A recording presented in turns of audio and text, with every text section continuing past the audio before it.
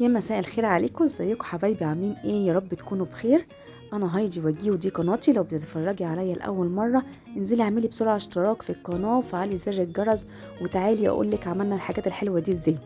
كنا عملنا الجزء الاول لطريقه عمل الكيك لتورتايه 30 في 40، نص شوكولاته ونص فانيليا. النهارده هنزوق مع بعض. التزيين اللي انت شايفاه ده بمنتهى البساطه، بتكات بسيطه جدا. هنعرف ازاي نعمل الشوكولاته دي، ونعرف ازاي نزوق الفراولة بالطريقة دي. ازاي هنعرف نجلس كويس جدا الكريمة ونخليها ناعمة. الارتفاع ده هنجيبه ازاي، الحشو هيبقى ايه، تفاصيل بأدق التفاصيل هعلمها لك النهاردة في تاني جزء. يلا نبدأ مع بعض، وما تنسيش اللايك والشير. احنا عملنا مع بعض الجزء اللي فات، عملنا ايه الكيك بتاعنا، وعرفنا ازاي نعمله نص كريمة ونص فانيليا. يعني المحلول اللي في ايدي ده عبارة عن شربات خفيف. انا بحط كوباية واحدة من السكر، عليه كوبايتين من المية، وبسيبها تغلي غلوة لمدة 5 دقايق، واطفي عليها واحط عليها فانيليا بس كده. تمام، وبسيبه عندي. لازم اسقي الكيك بتاعي، سقيت بنفس السقي بنفس الشربات الكيك الفانيليا والكيك الشوكولاته. وبعد كده حطينا كميه معقوله من الكريم شانتيه. الناحيه البيضاء هتاخد كريم شانتيه ابيض من غير شوكولاته. اهم حاجه عينيكي تبقى الميزان، يعني ما نحطش هنا اكبر من هنا. انا حطيت في كيس علشان اوزع بسوى واحد يعني. تمام، ده صوص فراوله، علشان احنا هنزين بفراوله لازم يبقى جوه متناسق مع بره.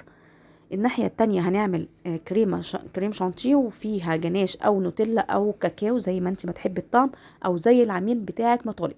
برضو هوزع باسباتيولا تانية. واخدين بالكم انا ركنت الاسباتيولا اللي فيها الكريمة البيضة، وبشتغل باسباتيولا تانية علشان ما يتلخبطوش مع بعض، وعلشان ما الكريمة دي ما تخشش مع الكريمة دي. إيه، على حسب بقى العميل وذوقه ومطالب احنا هنحشي. والله العميل ما حددش وقال انا سايبه لذوقك، يبقى انت زي ما انت ما بتحبي الحشوات اللي انت بتحسيها احسن حاجه هتطلعيها. ده شوكليت شيبس، انا حطيته على الكريم شانتيه اللي واخد نوتيلا، كريم شانتيه ابيض واخد معلقتين كبار نوتيلا.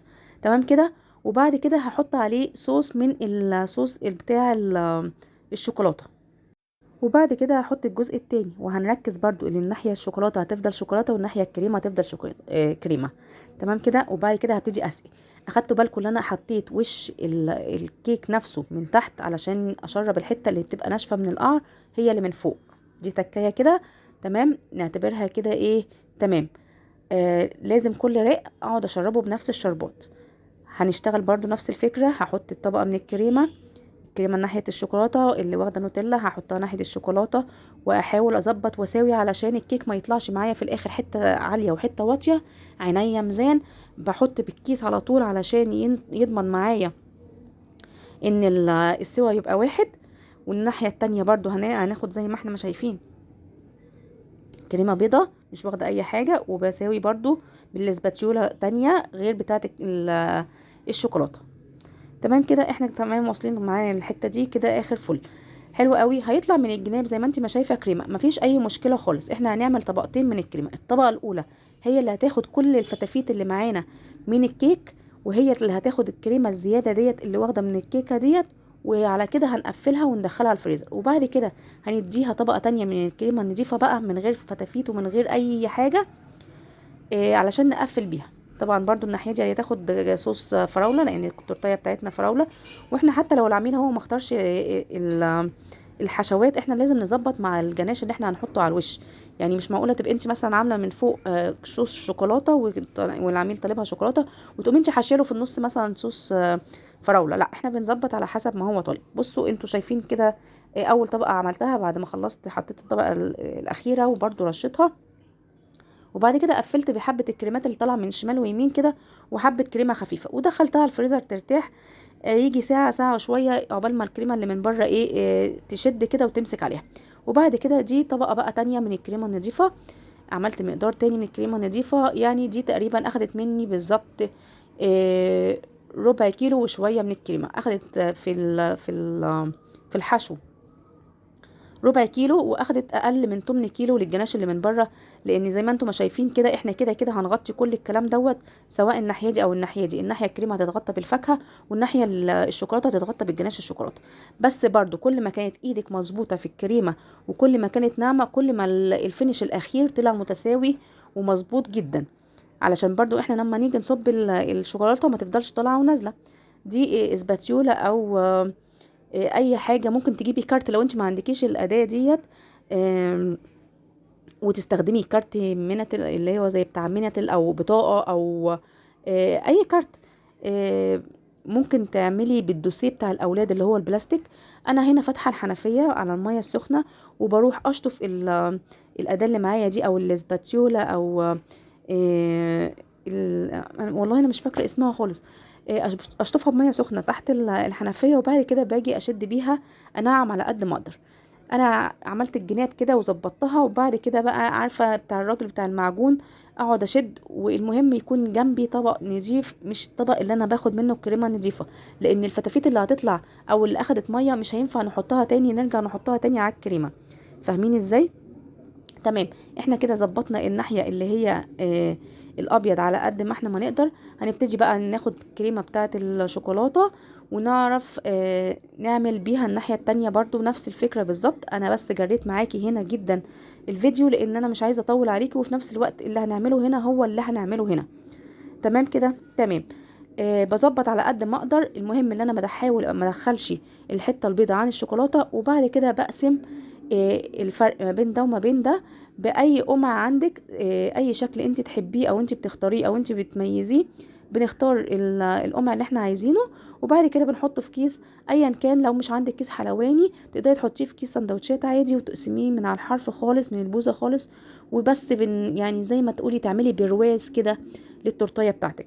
والناحيه اللي ناحيه الشوكولاته هنجيب بقى الجناش الشوكولاته، احنا عملناه مع بعض كذا مره في كذا تورتايه، هقولك على مقاديره. ده كيس شوكولاته 200 جرام، بحط عليه معلقه كبيره من الكريم شانتيه، ومعلقه ربع كوبايه من الميه او ربع كوبايه من اللبن.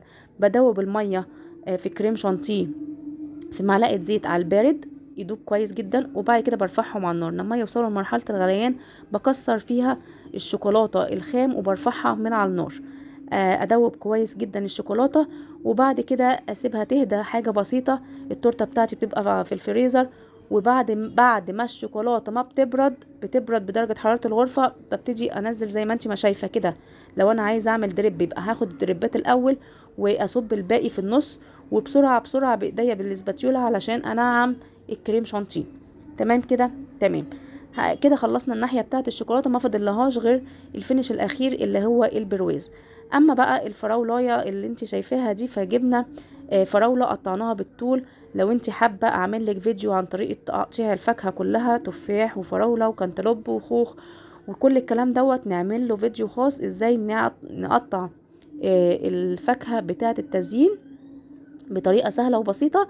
انا ببتدي اخد الحتت الكبيره من بره، ولو حاسه اللي هي نايمه انا بحط من تحتيها وحدات من الفراولات الصغيره، علشان بحيث ان هي تسندها او ترفعها.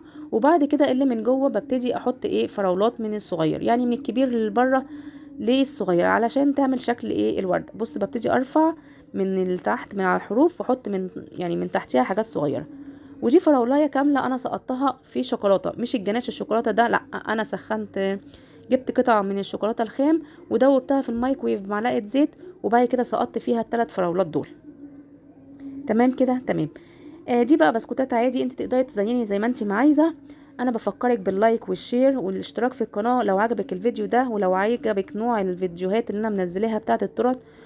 اكتبي لي في الكومنتات عايزين منها كتير، وانا كل تورتايه اطلعها او اعملها انزلها لك بفيديو خاص. ده بقى كريسبي لونه ذهبي كده زي ما انتم ما شايفين. الناحيه اللي ناحيه الشوكولاته حطينا واحده كريسبي شوكولاته، وواحده كريسبي ذهبي علشان نفتح مع الالوان. الناحيه اللي ناحيه الابيض هنحط بس ذهبي علشان نظبط اللون. انا بعد كده بديها تلميعه بسيطه من الجيلو الابيض علشان الفاكهه بتاعتي تفضل زي ما هي محتفظه بلونها، علشان تفضل فريش وما تتبلش. هنا بقى قفلنا خلاص الكرتونة، علشان كده خلصنا الفيديو بتاعنا. سامحوني على اطالة الفيديو، بس هو كان فيه تكات كتيرة قوي، وكنتوا لازم تعرفوها ولازم اقول لكم عليها، وانا ما بحبش اخبي عليكم حاجة. يلا بقى، ما تنسونيش في اللايك والشير، واشوفكم في فيديو جديد احلى من ده بكتير. سلام يا حلوين.